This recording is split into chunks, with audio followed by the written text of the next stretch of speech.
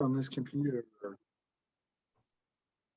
All right, it says recording in progress. Good evening, everybody. This is Tim Haslett, talking sports tonight with my good buddy Dave Borchardt. Dave, thank you for joining me.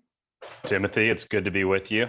Great shirt, my friend. By the way, I have that too. I thought about wearing it, but I thought that might be a little too weird. But it's of all the race shirts that you guys have done, we'll get to the race in a minute. That's my favorite one. So I got to tell you, we finalized our 2021 Garmin KC Marathon race shirt design today, and it's pretty sick. And I think you'll like it. And it's going to be on a soft, comfortable tri-blend just like this. Right. I don't want to give too much away, but obviously our new course is starting and finishing at the Nelson Atkins Museum. So there's possibly a cool tie into that. You know, I don't want to spoil it. I know we have social media influencers watching this and live tweeting everything we say, so I need to be careful, but I know you will like the design. It's cool. Well, let's get to that in a minute. Since this is my show, I have a couple of sponsors I want to plug first, so bear with me, all of you 12 people that watch this. So my wife is an advocate for a company called Green Compass CBD oil. So if you're not familiar with Green Compass, get familiar with it. Just go to the website, greencompass.com. It's the only USDA organically certified CBD oil on the planet. And our latest product is and you would get into this, man, Mr. Runner, crazy runner man like you. It's our latest energizing and hydrating powder, which you mix with water. So instead of using Gatorade or any of that shit, use the good stuff, which will infuse you with life. My other sponsor is Jacobs Creek. They're not a sponsor, but I just like to say, how'd you get a wine sponsor? I want that. Well, if I plug them and drink enough of it, maybe they'll recognize that I could do them some good. But if you like cheap wine that's super good, this is it. This is Australian, and or is it New Zealand? I think it's similar. No, it's Australia. It's Australia, but you can get this at Hy-Vee for $5.99 a bottle. So if you drink a high amount of wine, like a lot of volume, like my wife and I do, this is a great value because it's very cheap. So a lot cheaper than a $20 bottle. So I would recommend. Have you heard about this company called Cameron Hughes? Yeah. What is that? So it's I found out about it through the guys on Sports Radio 810, but essentially they sell high-end wine, but they sell it. It's like leftovers from these high-end wineries that sell it for like $100 a bottle. And part of the reason they can sell their wines for so much, the big name brands, is because they limit the quantity so much. So like they have leftovers from a batch, they'll sell it to Cameron Hughes. Cameron Hughes will sell the wine under their brand, which is just a white label that says Cameron Hughes wine. And you can get this killer wine for like, let's say it's $100 bottle normally. If you get it from Cameron Hughes, it's like $15, and it's really good. So I'm just telling you, bring it on. That sounds great. We sit here, like, you should check it out, because if you like Pinot Noirs or Cabernets or whatever, they have all these wines, and they won't tell you exactly where it's from, but they'll say like historic winery in Napa Valley, you know, been around for 100 years. You can kind of like do some detective work if you want, but it's a great way to get like really good wine at maybe 80% off the going rate. And maybe they'll sponsor now too. Maybe we can get 2 wine sponsors. Well, and then if you're going to have a great wine like Cameron Hughes or Jacobs Creek, another plug I'll make is for my buddy Jason up at Long Bell Pizza. I just finished dinner. Hopefully I don't have any, Dave, do I have any like cilantro in my teeth? I don't see any basil. Okay. They have killer pizza, but Jason's a culinary artist, and they also have phenomenal sandwiches and tacos, and his latest taco are brisket tacos, smoked brisket tacos. Oh my God, just finished 3 of them. They're killer. So they have some good, very unique pizzas too. Like they'll have jalapeno popper flavored and stuff like that. So their pizzas are really good. I really like each week they have like a different specialty pizza. Everything's different. They have an awesome selection of beer and cocktails, great service, and it's just 2 miles from my house. So I'm up there doing something every week at least. So we just did carry out tonight. My son Ethan loves the wings there. So Well, it's getting to the time of year, Tim. I know we're going to talk football, but it's getting to be football season, which means chicken wing season is back here. Well, and speaking of football, and we got a lot to talk about, and I just got a message from somebody in our runners group that posted something about a Crane Beer having a coffee shop now. Is that right? Oh, I don't know. I'll look it up. What do we So got here? I don't know. Well, let's start with the most important thing, which is you. How are you? And I want to hear about this latest marathon that you ran, which you crushed Uh, it. So just give us a little, where was it? Speaking of wine, was it Oregon or Washington? So yeah, so I did a 4-day trip with my wife in the Pacific Northwest. So we went to Seattle for a day and then did the race the next day. It was up like an hour from Seattle up in the mountains. Snoqualmie Pass is where the race started. It finished in North Bend, Washington. And the race went great. I got like a 3:07, so I got qualified for Awesome. Boston, which I'm excited about. Congratulations, man. Thank you. It's just another opportunity to be heartbroken because it's, my fourth time qualifying. It'll be my fourth time not getting in. So it's very exciting.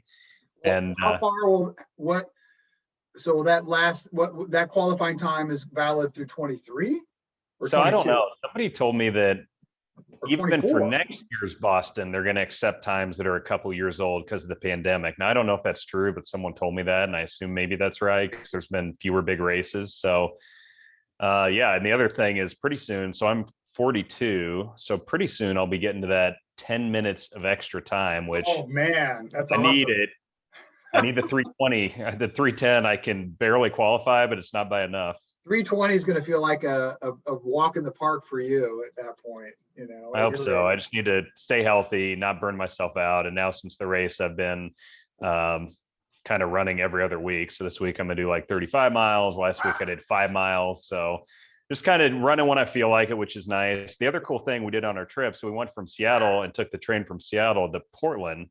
And I didn't know this, but apparently Portland is now like the Napa Valley of the Pacific Northwest. And there's Mhm. like 600 wineries within Wow. 60 to 90 minutes of Portland. So if you're looking for a little, and Napa Valley is great, but if you're looking for a little more laid back, chill, less snooty wine country, Portland's pretty cool. You told me that recently on one of our runs, and I didn't realize it was that many. I knew they had been cultivating and producing wine in Washington and Oregon. You could see it at the stores, but I didn't realize that it was to that level. So It's very pretty cool. cool. And their So big one up there is Pinot Noirs, which I don't think are as popular maybe in the Midwest, but if you like Cabernet or Merlot, you'd probably love the Pinot yeah, I Noir. mean, if you like the more complex and interesting reds, Pinot is it for you, I would think. For me, that's probably my favorite of the reds. Yeah, for me, it's like Cabernets and Pinots are both great. My Yeah. wife loves white and red. I'm not a huge white wine fan, but yeah, those two are awesome. I love the whites, the Chardonnay or the Sauvignon Blancs or the Pinot Grigio. So does my wife Cheryl. Prefers the whites too. So we drink quite a bit of both. But one thing I realized, and I heard some expert talking about, is that you can have a glass of Chardonnay and then have a glass of Cabernet. So a lot of the old, what maybe the old thought is that, well, if you start with white, you got to stay with white, otherwise you'll get a bad Oh, hangover or they'll neutralize each other. That's BS. You can flip flop red and white back and forth and it won't mess you up. At least I'm finding that to be the case. you've been testing the theory. I've been testing the theory and I've debunked it. So, dude, so you're the race director for the Kansas City Marathon. You teased us early with this shirt idea. And tell us real quick about the new course. Yeah, so Saturday, October 16th is the race. Check it out, kcmarathon.org. We need runners, we need walkers, we need volunteers, we need spectators. So we'd love for people to get involved. New course starts and finishes at the Nelson Atkins. We have a 5K, 10K, half marathon, full marathon. So whatever you want to do, running or walking, we got a distance for you.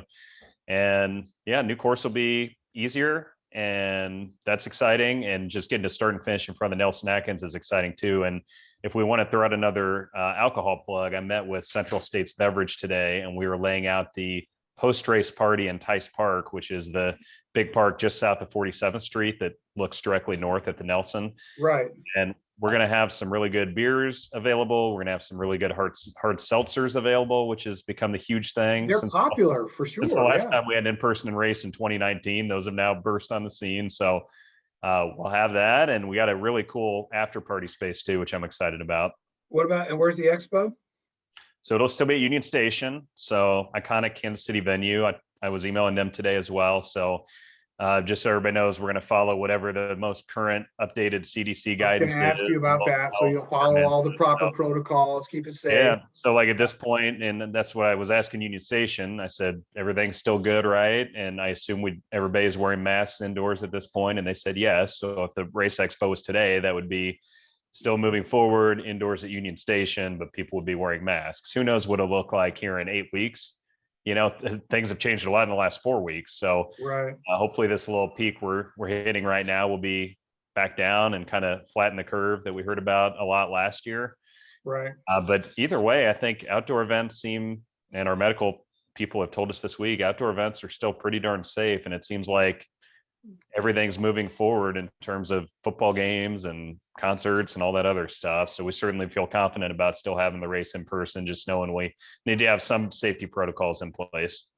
Well, brilliant. And I think that the Nelson is such an awesome, not just venue for watching and looking at great artworks, but just the grounds and the outdoor artwork.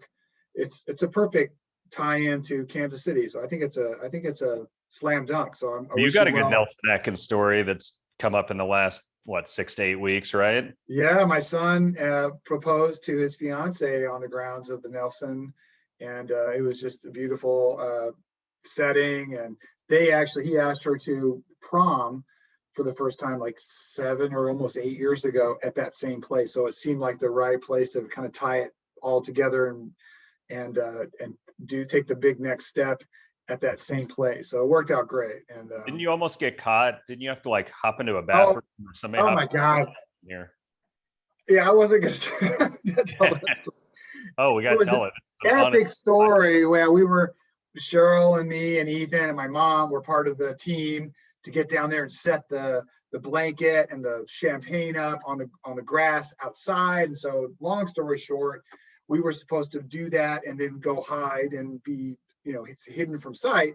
And we got there and couldn't park in the right place. And communications fell apart because when you're in the parking garage, there's no cell signals. So we ended up going inside to the Nelson, to the gift shop and to the restrooms. We needed to use the bathroom. And the last text we had from Jack and Kylie is that we're going to be there soon. We're still at a restaurant. So we thought we had plenty of time. So we're in there doing, going to the gift shop and the restroom. And then we look out and in come Jack and Kylie. So we like scramble, and Jack and Cheryl, or Ethan and Cheryl, zoom down the ramp to the lower level. And I run to the bathroom, and my mom comes out of the women's room, and I say, "Get over here!" As I pull her into the men's room. So Kylie's going into the women's room, and Jack's walking behind her. And then we look out, and he goes, "What are you doing here? And what is Grandma doing in the men's room?" That's awesome. So we escaped, set it up. She said yes. All is good. It's like something out of a movie. It was like a Three's Company episode. I felt like, you remember that show? Oh yeah. Yeah. All right. So did you watch in the kitchen, Tim? Hey, peace out. You can promote your wife and her company. I'll promote my wife and her company, Kansas City Therapy. If anybody needs a great therapist, we got them. Boom. Go to Kansas City Therapy with Dave Borchardt. There you go. Did you watch the Field of Dreams game? We'll go on to that topic.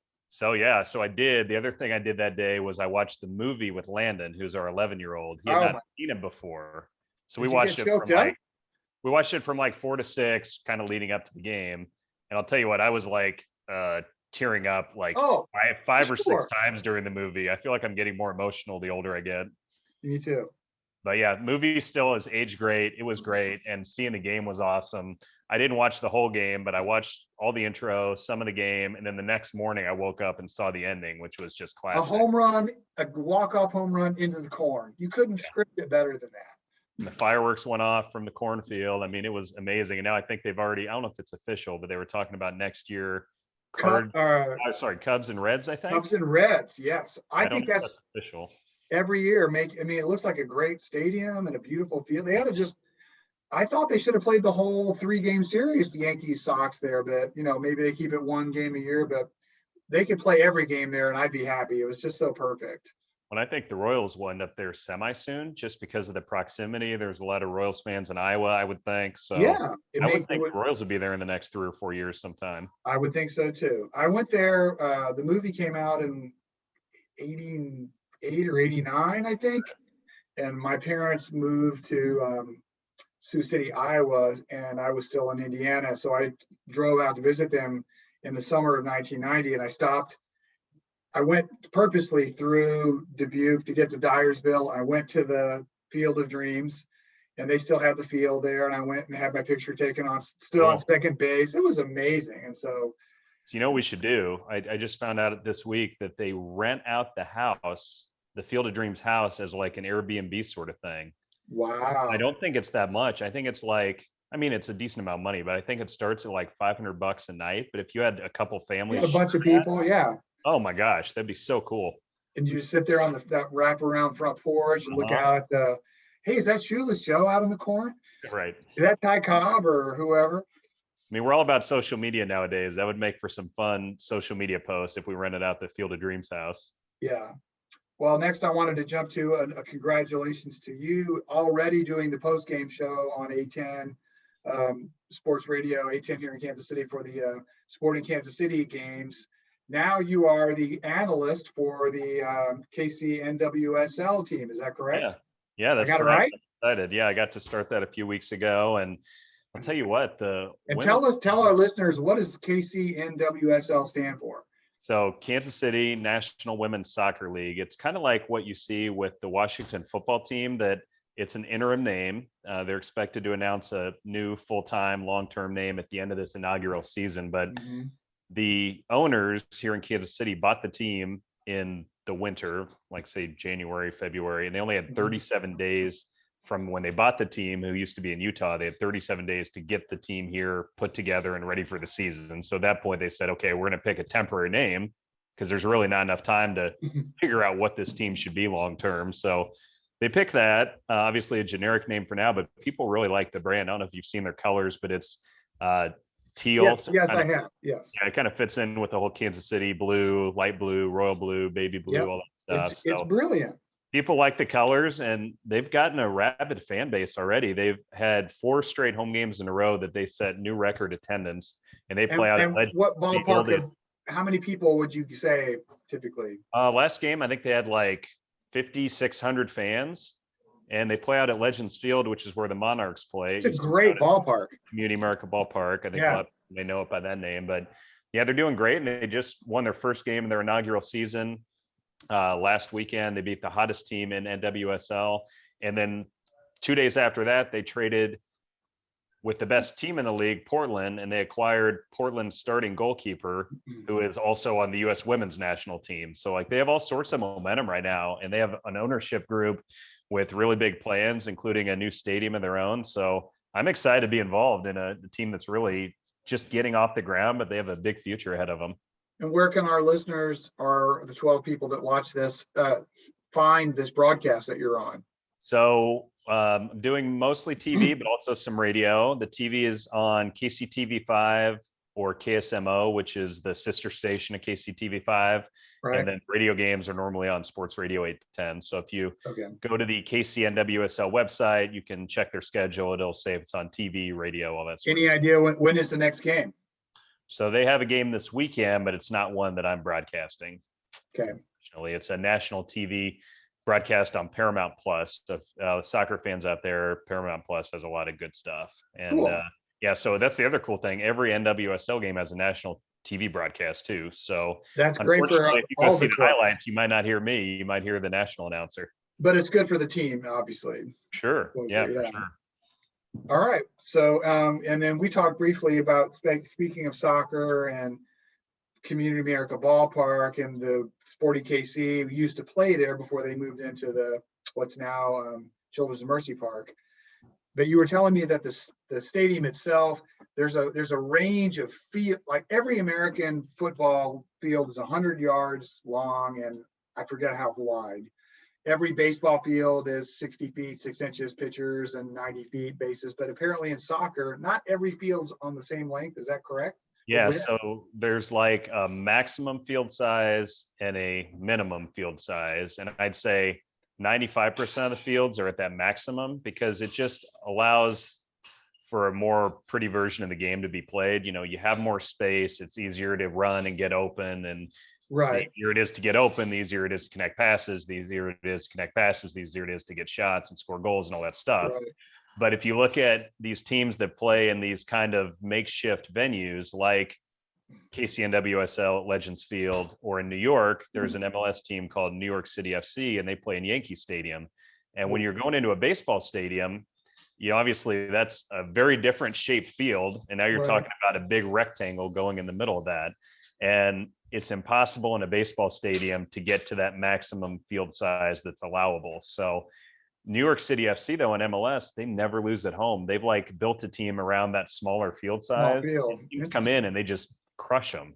So one of the interesting things to see with our women's team is if they can kind of get that same home field advantage, because it is a little bit of a smaller field at Legends Field, and hopefully that's something they can turn into a big home field advantage. Awesome. And do you think there's a legitimate chance for the upcoming World Cup to have some of the matches here in Kansas City? Because we would have to rip out the lower bowl of seats at Arrowhead to make it accommodate it. Is that right? Yeah, I don't want to speak out of turn, but I think the way it would work is maybe the first 5 or 6 rows in the corners. So the 4 corners would have to kind of go back so the field could get to those maximum size. But aren't those seats like drilled into concrete? Oh, I mean, you're talking about millions of dollars of renovation that would then go back to the way it was after the World Cup. So it's you have to rebuild it. Yeah. Construction before and a construction after. So yeah, it would be a lot of money. And, the Chiefs sound like they're very supportive of it. Obviously hosting games at Arrowhead would be. Oh, I got a question for you. You know better than me. I don't think Kansas City is getting a Super Bowl most likely with the weather here in February. So that would probably be the biggest sporting event Kansas City could ever host. Yeah. And so we went to the Royals game last night, and they won. So that was fun. My first game at an exciting game. Did you stay till the end? Please tell me. Okay, good. Dude, I kept score. I got the scorecard up here. I love to keep score at the game. So yes, I'm kind of that nerd, but yeah, fun game. But we were walking, of course, in, and now I'm not to put you on the spot because I know you have, connections with people that are all over the organizations in the city, but is it still? It's not Arrowhead Stadium anymore, right? It's GEHA or something. It's GEHA Field at Arrowhead Stadium. So can I still call it Arrowhead? I mean, as long as they're called the Chiefs and they're calling it Arrowhead Stadium, you can. I think GEHA, my understanding is they have naming rights for the field. So every time the Chiefs reference the stadium, I think they'll say GEHA Field at Arrowhead. Or something. Is it GEHA or is it GEHA or I don't even know what that is. I don't know. I don't know. Well, anyway, it's exciting to know that let's get to the Royals and close that out first, and then we'll get to the fun stuff, which is the Chiefs, of course. So we went to the game. They won. It was a quick moving game, which I loved. You know me, I like pace of play. Singer pitched actually at a good tempo. Greinke was great. He pitches always quick anyway. I didn't see him throw any 40-mile-an-hour curveballs, but he was mixing things up pretty well. But we chased him out of there by the 6th inning and won the game. Beautiful stadium, great night. But here we are. So the season's been long over in terms of postseason hope. And I saw today Nicky Lopez hit a home run. Mm-hmm. Can you believe First one in his MLB career, I think. Well, at least in the last 520 at bats or something like that. So he's had one before, but I don't remember the details. But did you see what happened in the post-game press conference last night with Brady Singer? No, because we were walking out and I didn't see it. Well, I know you occasionally cuss on this podcast. I can't repeat the word he said right here because I think we'd get banned from the internet. But essentially, he was talking, and Whit Merrifield was hiding behind the press backdrop, and Brady Singer was talking, and Whit Merrifield snuck up and dumped like a bucket of ice cold water down his shirt. And then the F word was. Did he say fuck? I'll say it. This is my show. I can say fuck if I want. He did. It was more specifically directed at Whit himself. Fuck you. Okay. No, like an at the end. But yeah, so then he's like, oh, sorry. He realized he said it in front of all the media members. Well, Kevin Costner said shit on the broadcast for the when he was being interviewed for the Field of Dreams games. Oh, he did. I didn't know that. And he goes, oh, I'm sorry. Yeah.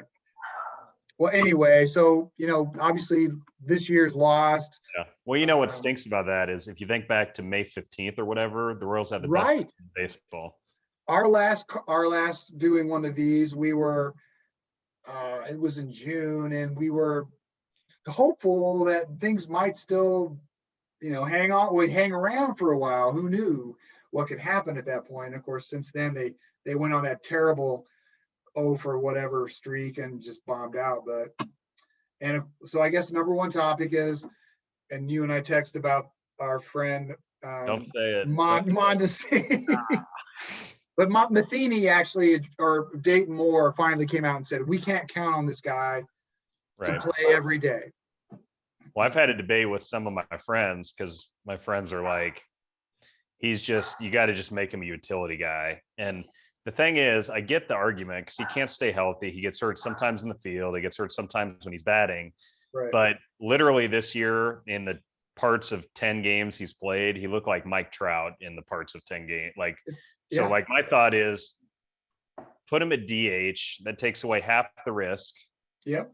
Just see if he can stay healthy. And if he can, and the other thing is, if you remember back to when Lorenzo Cain was here, before he turned into the guy who was he had a lot of hamstring problems, leg problems. Yeah.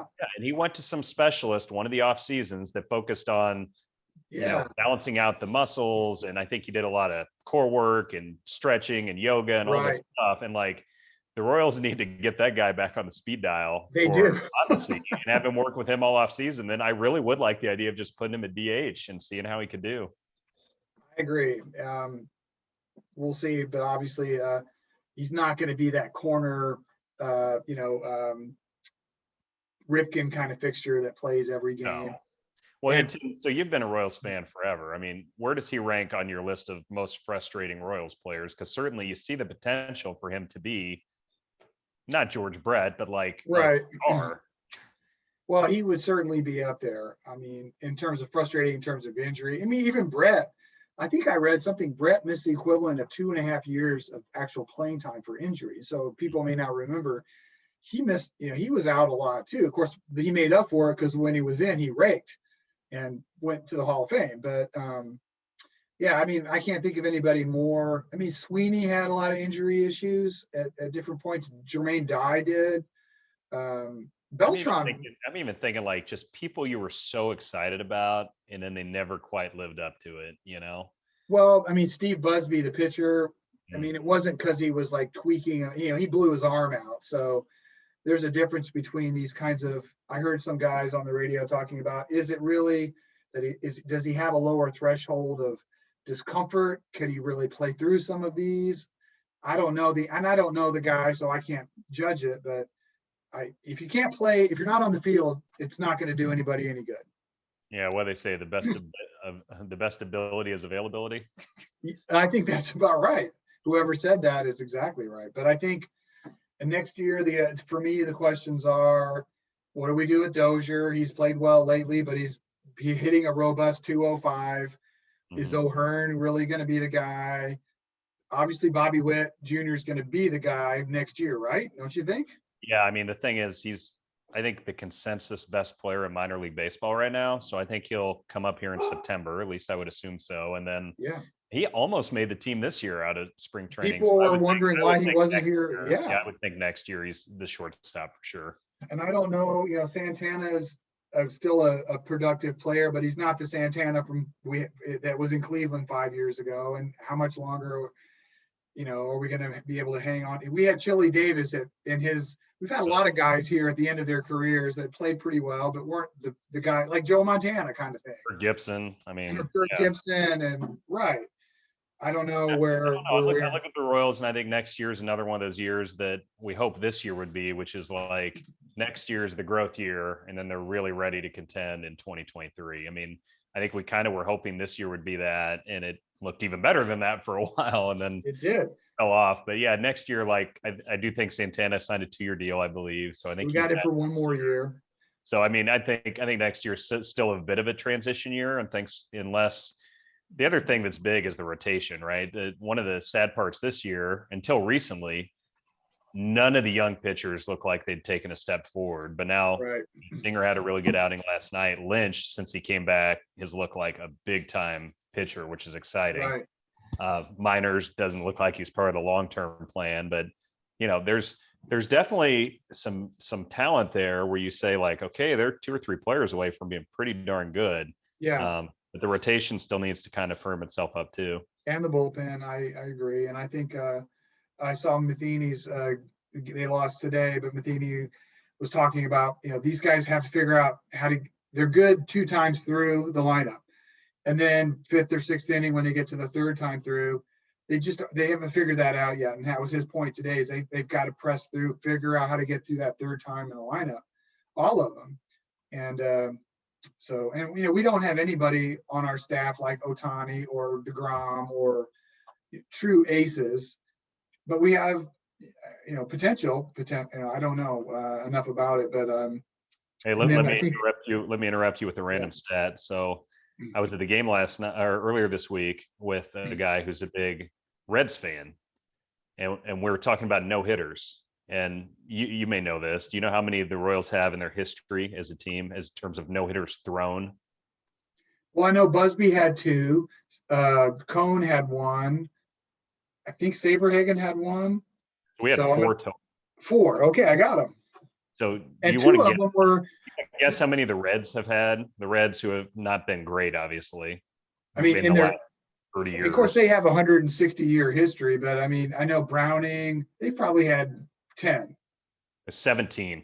Oh wow! The Royals have had 1 in the last. So I thought Cone had 1 too. He didn't show up on the search I did. Saberhagen did, and then I found 3 in the 70s.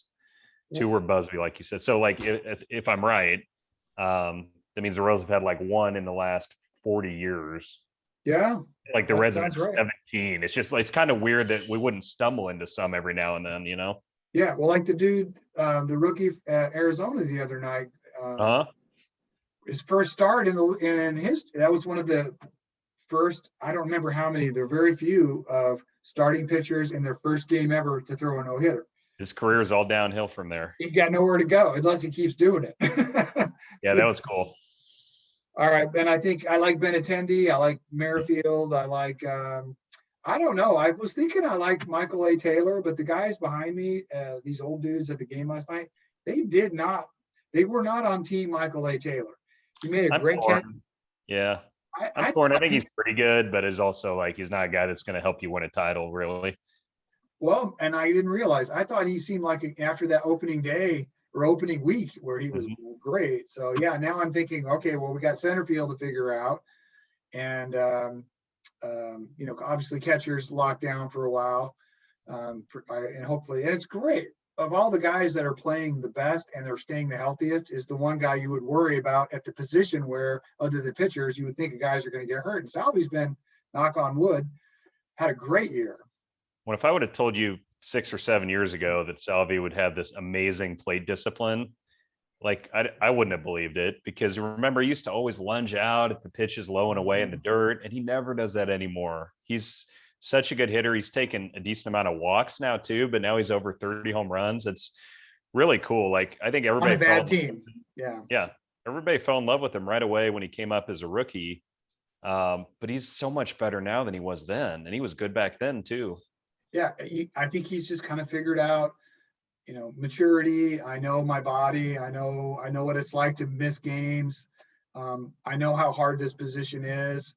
Yeah, he's figured it, and I don't know what his off season or his daily health and fitness regimen is, but for a big dude, the other night, he almost beat out a routine grounder to short. He motored faster, and the broadcaster said he almost beat that out. And he takes pride in his game, and he hustles. I like that. Yeah, I love him. And I'm curious, though, like we do mention his size a lot. He's a big dude, and he's squatting and standing hundreds of times a day for 160 games a year. So, like, I do wonder at some point, when does he start doing more DH? Maybe he goes to first base here in 4 or 5 years. Absolutely. Something I'm thinking about. And when you said DH, I'm thinking, well, I want to see Salvi at DH at some point, not Mondesi. Mondesi's only 20-something years old. That would be a shame for a guy that age to have to be a DH. But when you mentioned center field, I think that's the spot that people have speculated maybe Mondesi could get a shot in center, but then you have to worry about him running into walls and stuff, I think you have to worry about Mondesi like stepping off the team bus.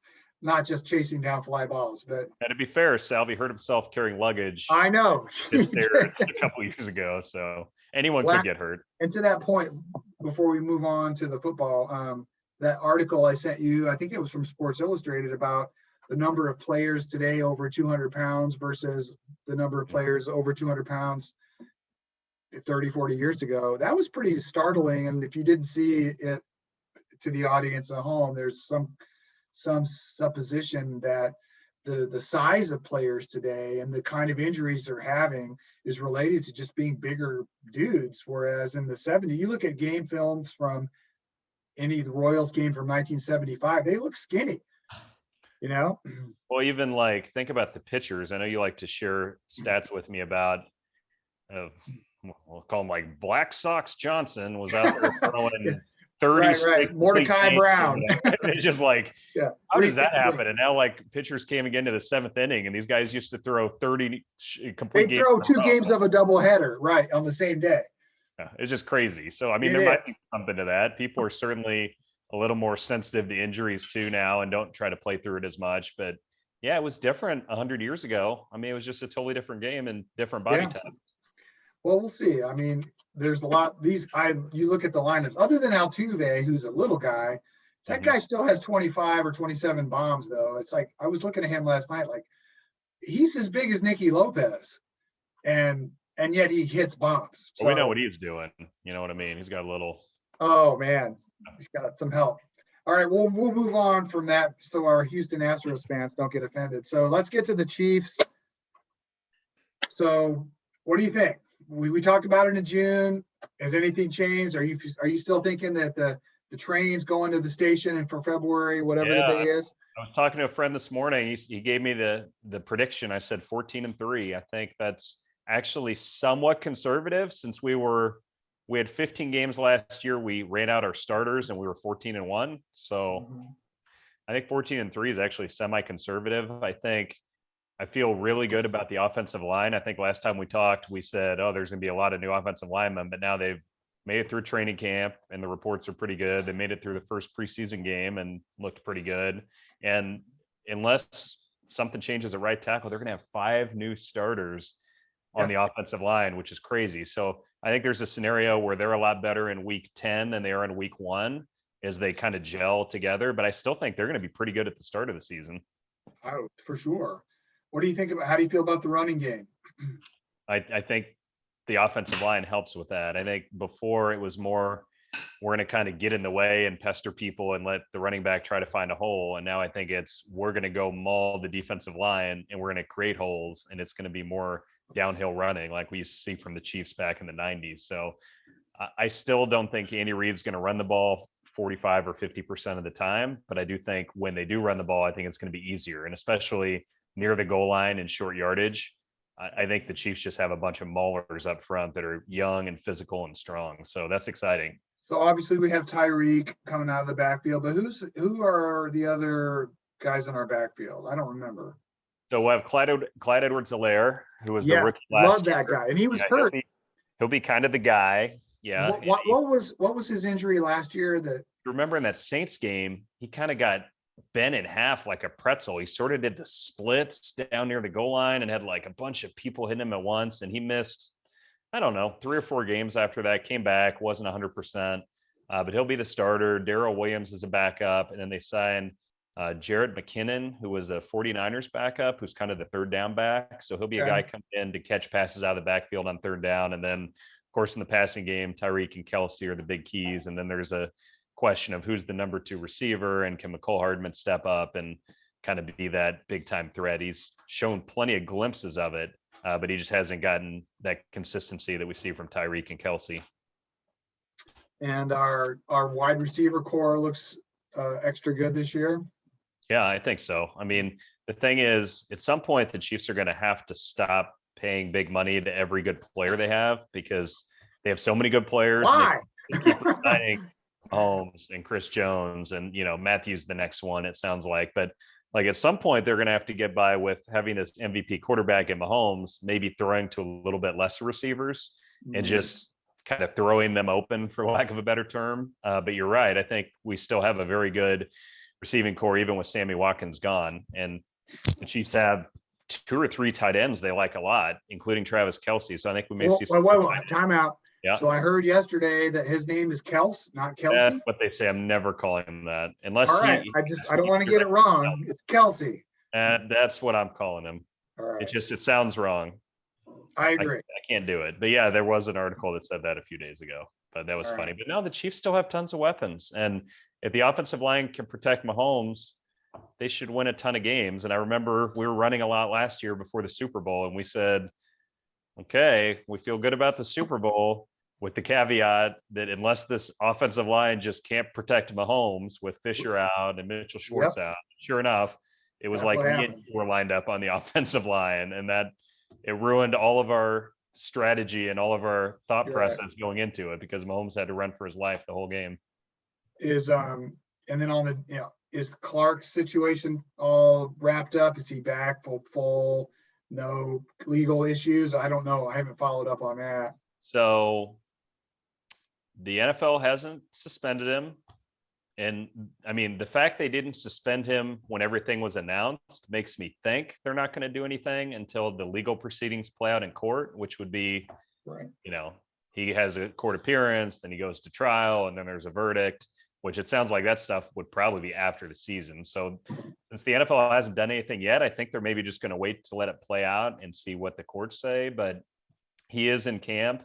He's hurt right now. He tweaked his hamstring about 2 weeks ago. He tried to come back this week and he retweaked it. So I think at this point, they may just let him rest up to see if he can get healthy for the season opener. But he's there. But the big talk on defense is Chris Jones, who's going to be playing a lot of defensive end this year instead of defensive tackle, because the Chiefs added another good defensive tackle in the offseason. So now they can sort of play Jones out wide. And he's apparently been looking great in training camp.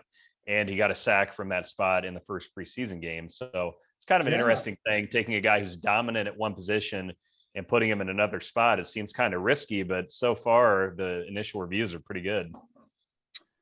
I know one of our most fun conversations, speaking of those long runs, and then back in the day this past year was if you could bring one player back from any Chiefs era and put him on this team, who would you bring back? Is it Derek Thomas? Imagine Derek on the end. No, well, yes, that would be amazing. But to be honest, I'm so butted in on offense right now. So my answer would be either Jamal Charles or Tony Gonzalez. Because I can't imagine having Kelce and Gonzalez in the middle with Tyreek out on the end. I mean, that's never happened before. I got 2 tight ends of that caliber. Never. Right, but then Jamal Charles averaged 6 yards a carry, and with his speed, oh my gosh. So it would be one of those two. I guess I'd pick Tony Gonzalez, but I don't know. How about you? Would you go DT? I think I would go with probably Derek. Yeah. Just, and I don't know how he would fare in today's game. I guess it's a different, I'm assuming it's a different game than when he played, but I don't know. Or Lawrence, I mean, I'm at Chiefs players for sure, but Derek played at the same time as in that same era as Lawrence Taylor, but I still think that position, that specialty would be still useful, I would think. For sure. So. I mean, you saw D Ford helped get the Chiefs into the AFC title game a few years ago. I know we don't like D Ford anymore, but Derek Thomas was a way better version of D Ford, just flying around the edge. And he had games where he had 6 sacks. I mean, it's just insane. So the Chiefs really beat him for sure. Maybe somebody I know he had some behavior issues, but a Dale Carter or one of those awesome corner, Albert Lewis. That'd be pretty cool too. Yeah. I saw this fun video the other day. I like to watch old football games, like those old NFL films. Oh yeah. Just from any year. They're all over the YouTube. And it was this one game from I think it was the 70s, but it was on the very opening play of the game, the team kicking off did an onside kick, and they recovered it. And so I was thinking, we need to see more of that going on this year. Those kinds of fun. Cool. They changed those onside kick rules a year or two ago, and now the team kicking can't get a running start. And the percentage of recoveries have gone from 20% to 4%. And now onside kicks, they're much safer because people are getting hit with a full head of steam, but it's much harder to get those now. All right, I get it, but still. All right, so last thing, let's go through the leagues. Let's get our picks. Okay. Now, NFC East.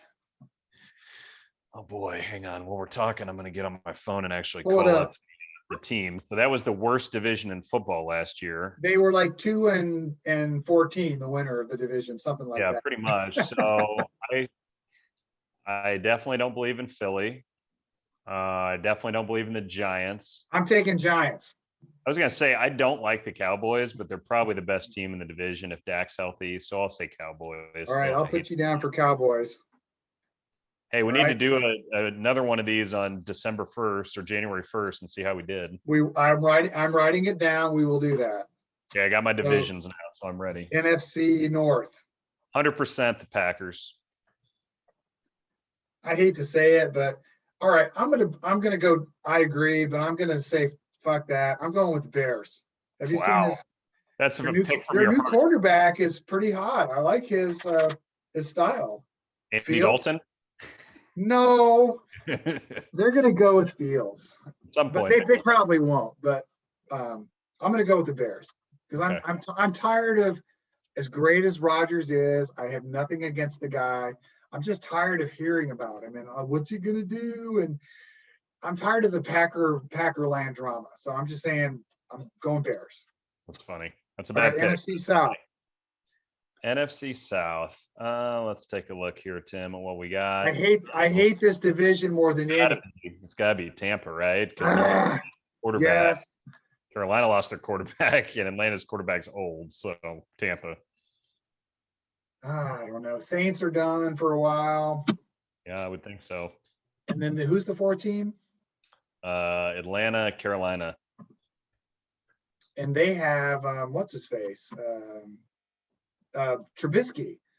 I'm going with Carolina. Wait, you're picking a team that has Trubisky?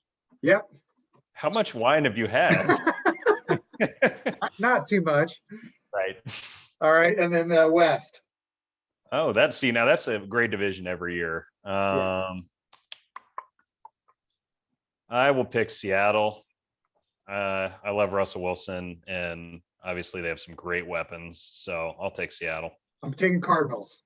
Okay, yeah, that's a tough division to pick. I mean, you could make a case for any of the four. I'm interested. Right. Stafford does it with the Rams. I'm interested now that he's got a better team. That's an interesting story. I'm glad I'm not a Lions fan or a Rams fan. I don't know. I don't think there's any upgrade from between Stafford and or the previous. I can't remember his name. Yeah, Jared. Yeah, because at least he's 10 years younger than Stafford. Yeah, we'll find out a lot about Stafford if he was held back a little bit by his organization, or if he's just kind of above average but not great. I'm curious to find that out. He, not to throw Alex Smith under the is he kind of that level of really good but not great guy, like an Alex Smith was really good? Yeah, that's what he's been, but it seems like he's had kind of a bunch of turds around him. So if you're in Detroit, you're what's the point? Almost. I feel bad for Lions football fans. They've never been to the Super Bowl. It's crazy. Yeah, and then they lose every year on Thanksgiving. It's a double whammy. Yeah. All right, AFC East. Let's see. It's got to be well, Miami's a lot better. So Miami's my dark horse, but I'm going to give it to Buffalo because they have the better quarterback, and I think they're a year or two ahead of Miami. Wait a minute. Am I wrong? So wait a minute. I'm sorry if I might be getting, you have Google at your fingertips. I got it. What do you want? The division teams? So who's the backup quarterback at Buffalo? Is it maybe I was wrong? I don't know who the backup is. Maybe where does Mr. Trubisky play now? Oh, well, hang on. Let's look this up. Why do you want to pick a team to win who has a quarterback that's terrible? Well, I think part of it is my son from the Bears. Yeah, Buffalo Bills, Mitch Trubisky. All right. So who's the quarterback from Carolina then? I mean, it was Teddy Bridgewater, but he's gone. So you can change your Carolina pick since you don't know who their quarterback is. Yeah, I want to find out who their players are. They have it's Darnold from the Jets. Oh. I feel horrible for Jets fans and Sam Darnold. So I'm taking Carolina with Sam Darnold. They were 1-15 last year. I know. That's why this is a bold pick. It's a very bold in And I'm quotes. taking, I'm still taking Miami, even though Trubisky's with Buffalo. Okay. That's a So solid pick. AFC North. Ooh. It's such an Cleveland and Baltimore. Pretty even teams, right? it's hard. I'm going to go with Browns. I'll go with the Browns too. When you got to agree on one of these, right? I think it's one of these years. Lamar Jackson, I think, is going to be exposed a little bit as a guy that's a freak athlete, but not a great thrower. And I think one of these years he's also going to get hurt by running so much. So maybe this is the year. I'll go Browns. There has never been a running quarterback that didn't get hurt. Even Steve Young, who won a Super Bowl, got hurt. So it just happens. Yeah, and he runs a lot. He runs too much for. If I'm the owner, I'm like, somebody block for that guy. Make him throw. My understanding is I think his contract's up after this year. Like they're at the point they have to either commit to him or find someone else. And that's a scary guy to commit to if you know he's probably going to get hurt in the next couple of years. Sure. Same like a lot of Houston had that call with Watson, right? Yes. Decision. Next division, but yeah. So let's go to the next division. What about this? Probably not going to play this year, I would guess, but we'll see. I think he's litigated through the year for sure. So I'll say Tennessee, right? They added Julio Jones, they got Derrick Henry, they got a pretty good quarterback. I think yes. And the Colts, I was tempted because they had Carson Wentz, but he's out. Yeah, that hurts a lot. It does. So I guess we're both going with Tennessee for me. The Titans, yes. And then the West. Denver in the AFC West, of course. What? Just kidding. No, the Chiefs, of course. Did you guys hear that? Joke. I love Drew Lock though. Go Mizzou. Yeah. I mean, intellectually, not using my heart, I would still pick the Chiefs, even if I was not a Chiefs fan. Right.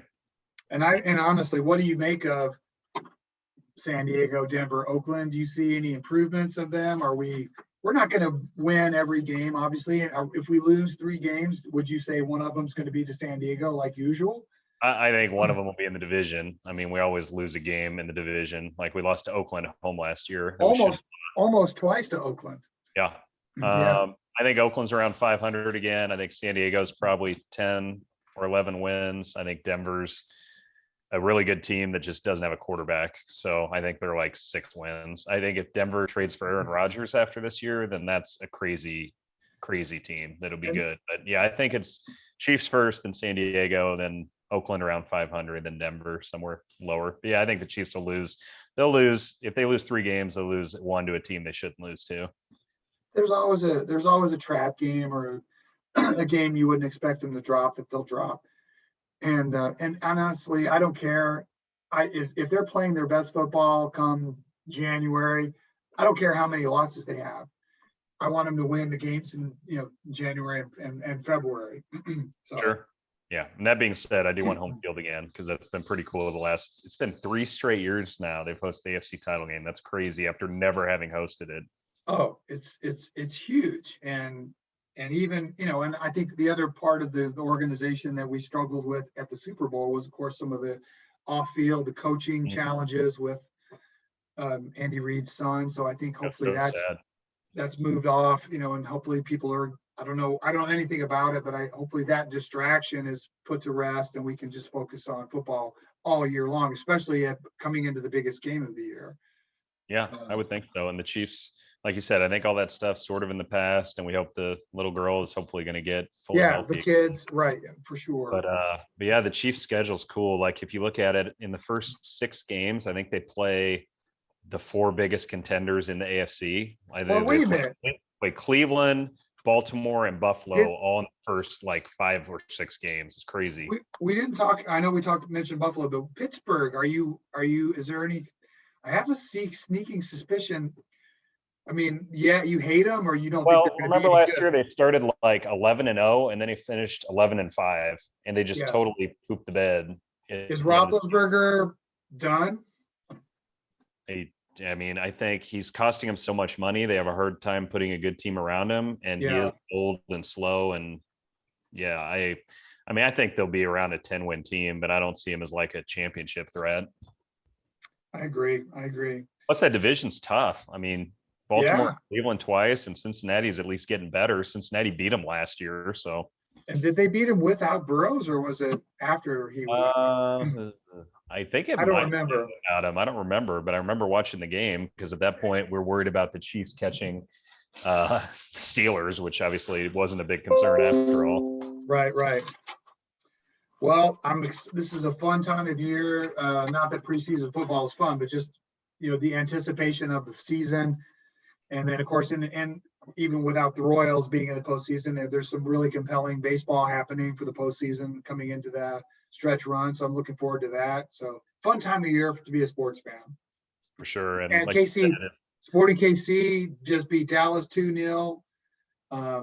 They're playing. Who's the Hungarian assassin? oh, Daniel Shalhoub. Yeah, he was the one that had no confidence last year. And now he's playing great. Yeah, he had so in Did you 2018. talk to him or something? Are you the reason he turned it around? I wish I could take credit, but no, in 2018, he was a rookie and scored like 9 or 10 goals and was one of the best young players in the league. And then 2019, he really struggled. Last year, he really struggled. No one even thought he'd do anything this year, really. And then now he's got 12 goals and 6 assists, and he's one of the 3 leading candidates for MVP of the league. It's crazy. It's really cool. It's like, What a great story. if you wrote it into a movie, people would say it's not believable, but it's actually happening. So it's Well, pretty cool. speaking of movies or TV shows, I think we talked. Have you seen Ted Lasso yet? No, I'm the only person in America that hasn't seen a single episode. It's on our list to do. We just need to start watching it. Bernadette, are you hearing this? Tell him to watch it. Make it happen. It's great. It's so fun. Everybody loves it. We need to watch it. It's a great. All right. Well, I've taken up enough of your time. Thank you for all of your insights and expertise. Good luck for continued registration. Everybody get out there. You got a 5K, 10K, half marathon. And how far is your marathon for the My Kansas City marathon is actually 26.2 miles, just like all the other ones. Just like the other. Oh, they're all the same. Okay. I didn't know that. Yeah. And sign up and do one of those events, get off the couch, make it happen. Even if you've never run a day, you still have time to at least do the 5K, right? Yeah, 2 months. 2 months. 2 Check it out months. at kcmarathon.org, and you can even just come walk. That's totally cool. You still get the cool shirt and the medal and the free food and the free beer and the Or live music. if you're not sure, come volunteer and watch it and then get your courage up and then do it next year. So you can still use volunteers, right? Absolutely. Yeah. And that's the same website, kcmarathon.org. We're an 11-person staff, and we have to pull off this 10,000 person race. So every year it takes 1,500 volunteers. So we definitely would love volunteer help. I've done almost 14. This will be my 15th in a row if I can run it this year. It's a treasure. It's of all the courses I've ever run, including Boston. It's my favorite course. So no doubt about it. Even the new course is even better than the old course. So I love it. Well, we're excited to see you out there and see you back to 100% soon. I'm working at it. All right. Thanks, my brothers. You take care, and I'll talk to you soon. All right. You too. Go Chiefs. Go Chiefs. Bye.